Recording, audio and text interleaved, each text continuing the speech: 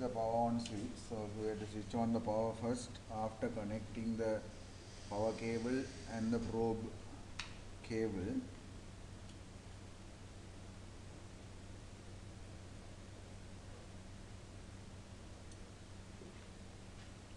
Okay, now so we start with, so you go to the base first, so that is the base, and then we have to set the material velocity.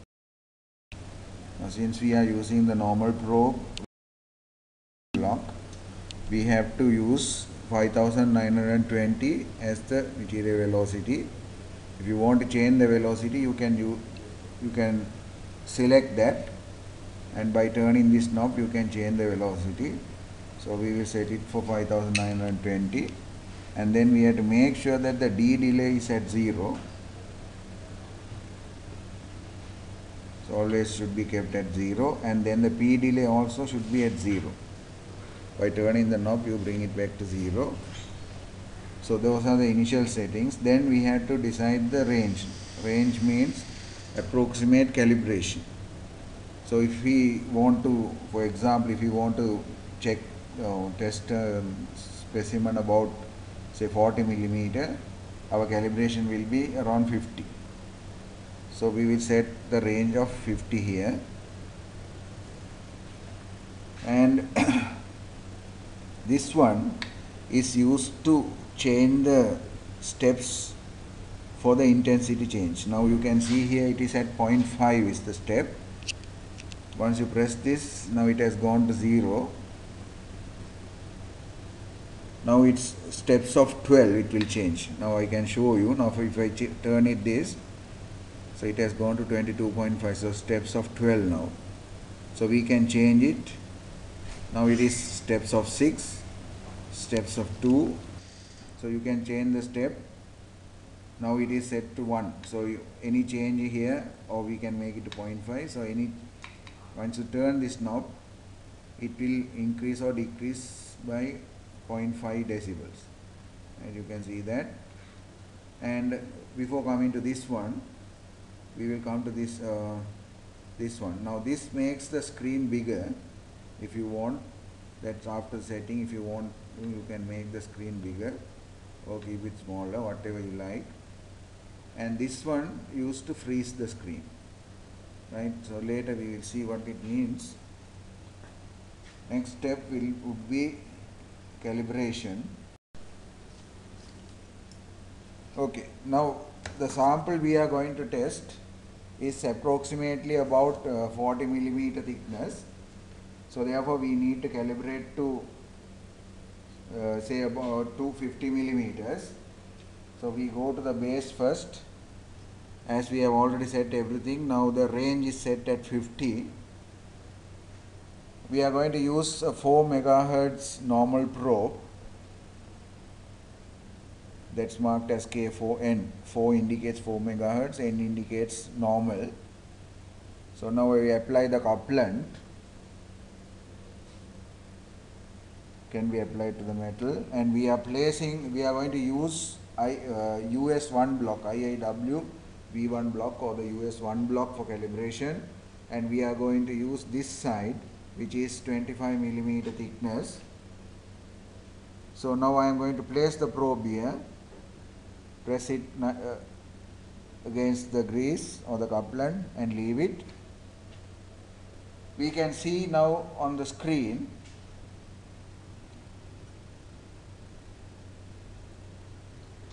there are two echoes.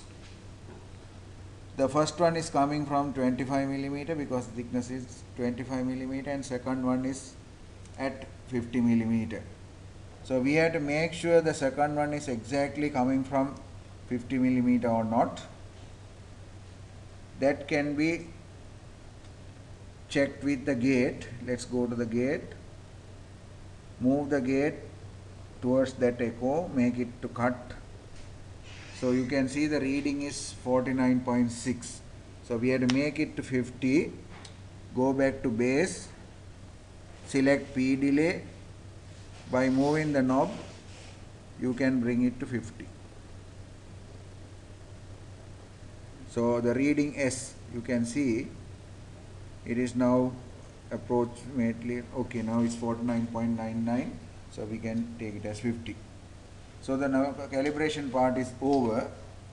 Now let's move to the testing part. This is the specimen we are going to test. This has artificially made holes for demonstration purposes. So I am going to place the probe now on a defect-free place just to check the thickness of the specimen. Apply the couplant, press it hard and leave it. So you can see the echo coming from the back wall. To see that reading exactly, let's we go back to the gate, move the gate to come across the echo. So when it comes across the echo, you can see the reading is 38.65. That is the thickness of the specimen to 2 decimals accurately. Now you can see there is a hole in the specimen here. I am going to bring this probe on top of the hole and let's see what happens there. So once the probe is brought on top of the hole, you can see 2 echoes coming, right? So this one is from the back wall, which is similar to the previous one. This is coming from the hole or the defect there. So we can find the location of the defect by moving the gate to cut that particular echo or the signal there. So when it cuts that, you can see the reading is 16.10. So that's the depth the hole is located from the surface at that distance. So this is for demonstration purpose. When you actually do this, we don't know where the defects are. So we have to just place the probe onto the surface and slowly move it from one end to the other end. Make sure you cover the whole surface of the material, looking for any defects on the screen. So you can see when I am moving here, while I am placing it here, you can see there is an echo coming. Right now this is actually from the back wall, because by checking the distance we can find it.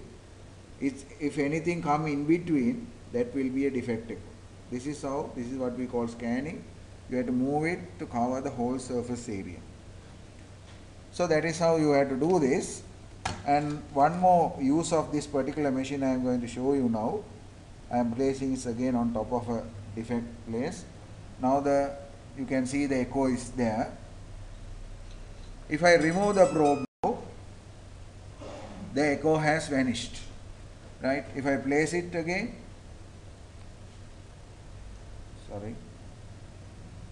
you can see the echo is coming back.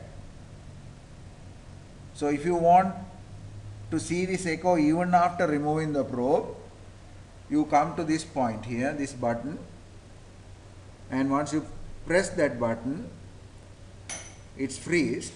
That means even if I now take the probe here, I am removing the probe from the specimen, but still the echo remains there. You can see that. Right? So that is the purpose of freezing. So once I press that again, it will vanish.